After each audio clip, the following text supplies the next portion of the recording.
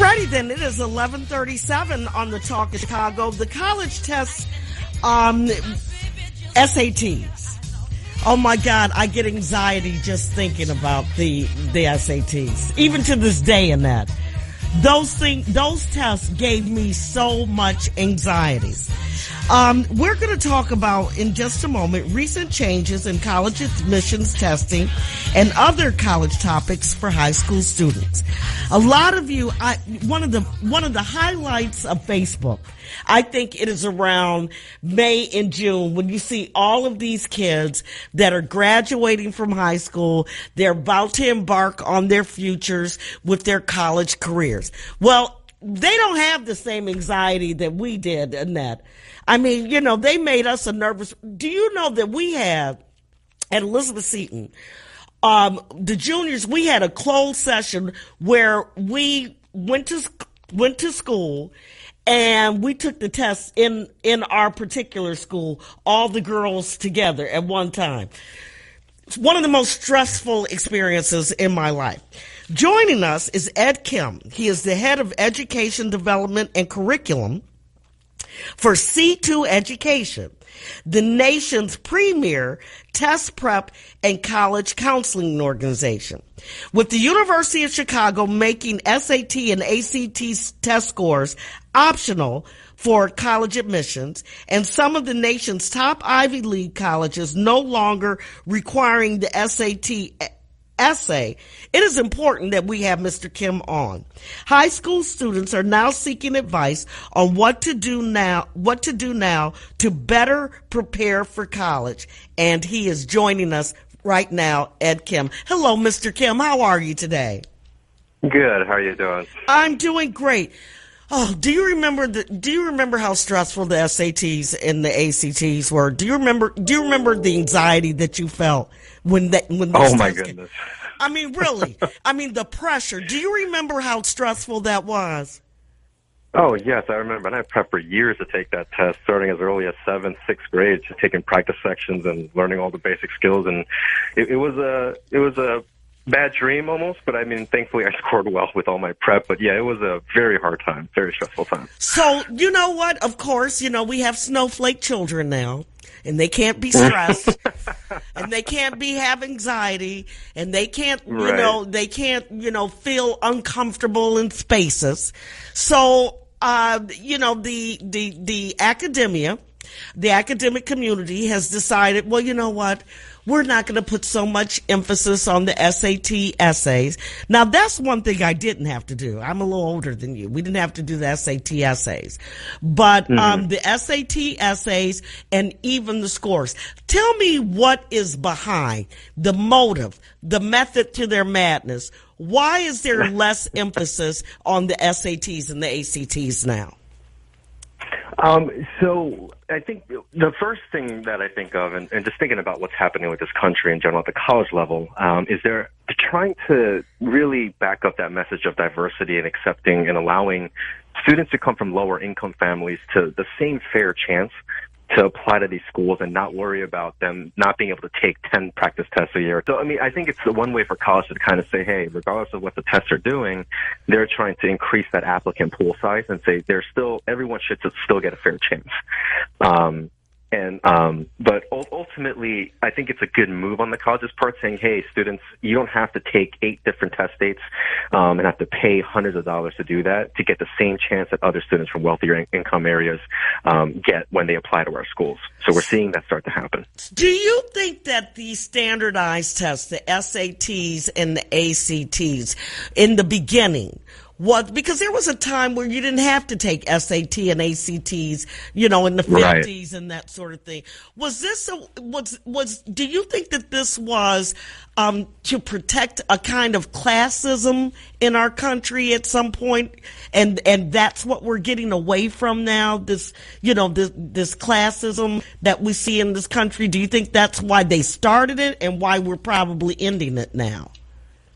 I would say this is pure speculation on my part, but I would say yes and no. Okay. The yes part of me says that, yeah, maybe it was something put in place to protect a certain classes and whatnot, to allow certain families the ability to, push right into the top colleges. And maybe we are finally getting away from that, which is really nice to see. And we see that in other areas, too, where there are actually more female students attending colleges now than males, which is a nice, bump to the whole equality issue that's been going on with the country. The part of me that says no, however. And they do say that African-American women are the most educated demographic in this country right now in terms of... Yes, they are the quickest rising one. It's great to see that, too, and I'm an Asian American, so it's wonderful to see our country, at least in some regards, some places, see that equality.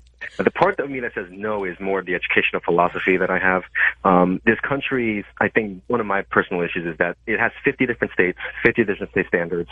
Even the Common Core has been warped state by state so that they have their own standard put in place. Right. We need a unifying, consistent entrance exam to get into college, but it shouldn't be restrictive like it has been, based on how much you can pay for it, right? How many times you can take it.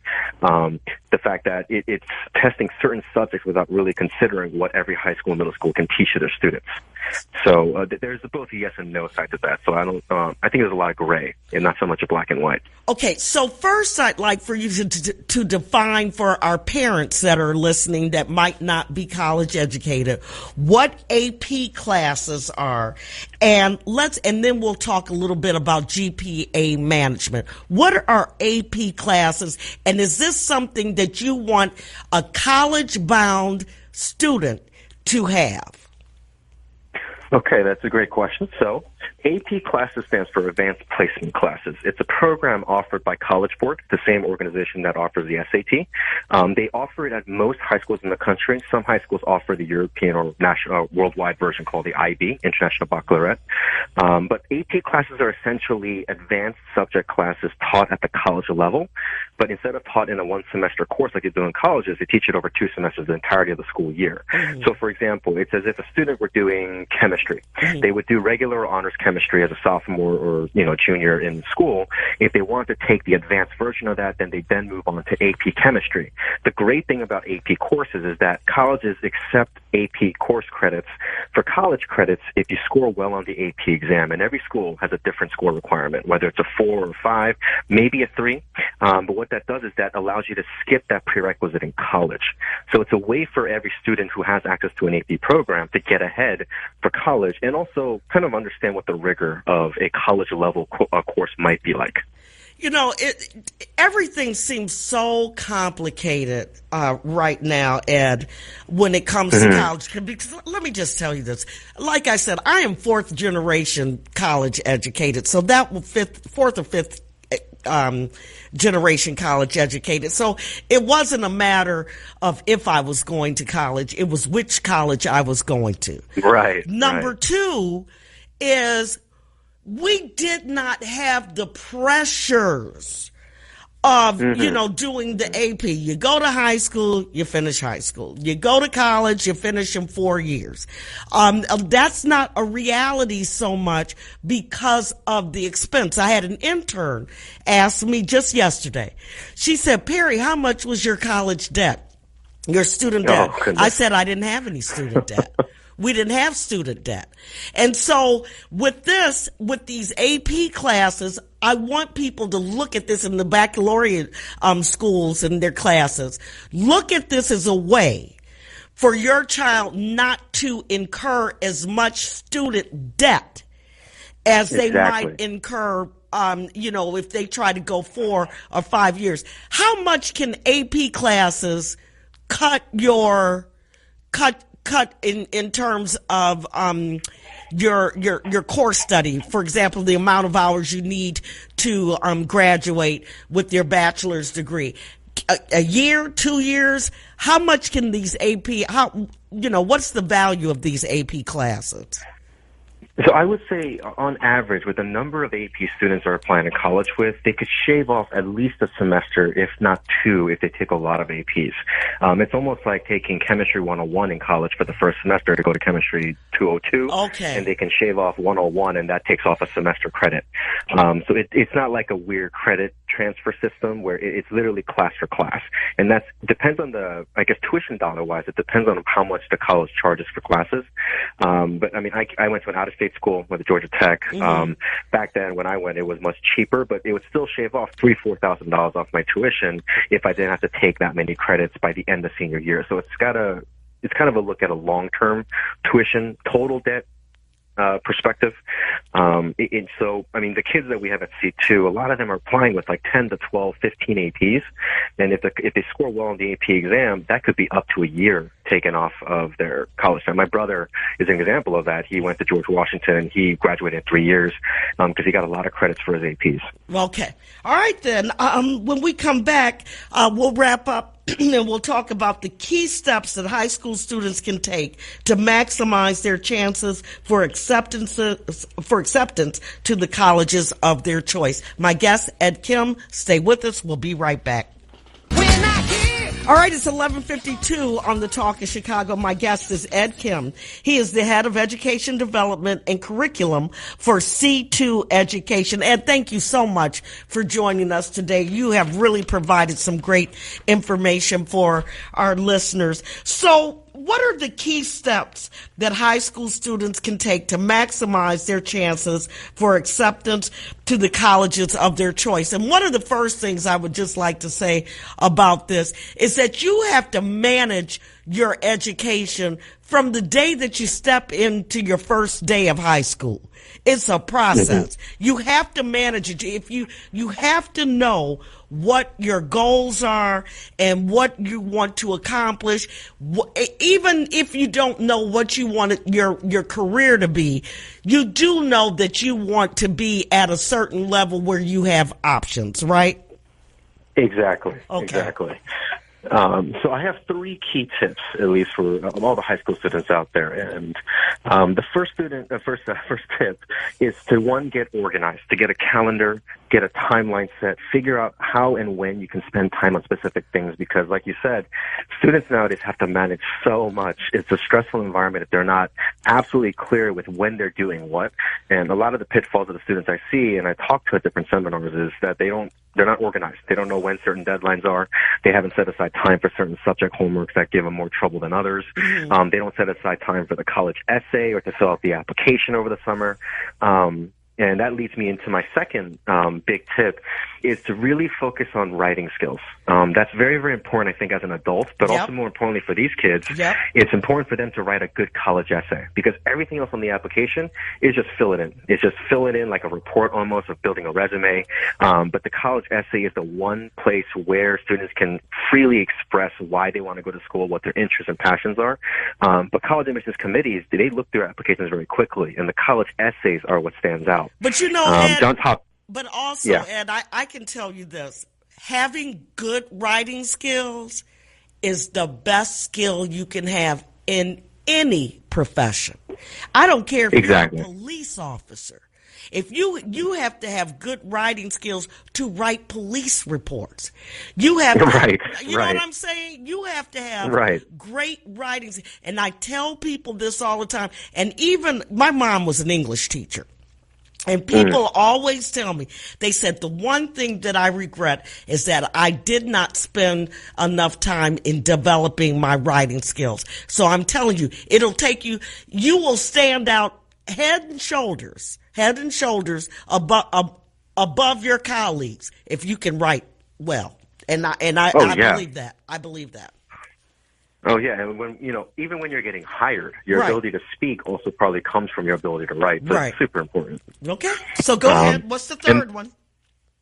My third one is, and this is more of a general tip, it's do the college research. Nowadays it doesn't require you to go to an Ivy League school to get a great job and to build a great career. It's about each person's skills and the networking they do and the kind of connections they make, the projects they work on. But all that boils down for high school students into understanding what colleges they want to go to and understanding what they look for. Most colleges now don't want students who do a little bit of everything. They want students that are focused, that show clear passions. So for the students that are listening in, for the parents that are listening in, that might want their kid to do 100 different activities, that doesn't look as good for college admissions as it does for a student that commits to 4 years of the same club, activity, leadership skill, whether it's debate or a sport or anything like that. Wow. They should really focus their resume. And it's just like that for a job. I never would have thought about that. Yeah, it's been a long-term subtle shift over the last 15, 20 years. I mean, in my time, in the early 2000s, it was about trying to be as impressive as possible. Yeah, I was going to ask you. I was going to ask you, with your parents being Asian, how many instruments did you play? How many math clubs were you in, etc. I mean, you know, I don't want to be stereotypical, but when you think of these.